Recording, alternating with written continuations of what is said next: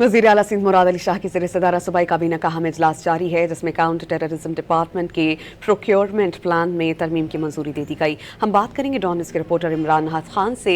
इमरान, क्या डिटेल्स हैं?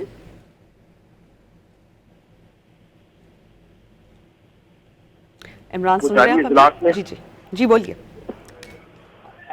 जी बिल्कुल, वज़ीर आला सिंध की ज़ेर-ए-सदारत जो है वो काबीना का इजलास जो है वो जारी है। इजलास दीगर मामले खुसूसी और चीज फैक्ट्री मुताल्लिका अफसरान भी मौजूद हैं, जबकि सूबे भर में जो पानी और निकासी आपकी जो स्कीमें हैं उसके हवाले से बातचीत का सिलसिला जारी है। उनका यही कहना है कि सूबे भर में जो स्कीमें हैं निकासी आप के लिए, पानी के लिए, उसके हवाले से 8.825 अरब रुपए के इजाफी जो फंड है वो मंजूर किया, जबकि माली साल 2025-2026 में 16 जो काम है, स्कीमें हैं, उनमें इजाफी फंड जो है वो जारी कर दिया गया है, जबकि 6.206 जो अरब रुपए हैं वो भी ब्लॉक अलॉटमेंट में रखे गए हैं। जबकि उनका ये भी कहना है कि वज़ीर आला सिंध ने कि तमाम जो अदायगियां हैं वो माली साल में मुकम्मल करने की हिदायत भी कर ली है।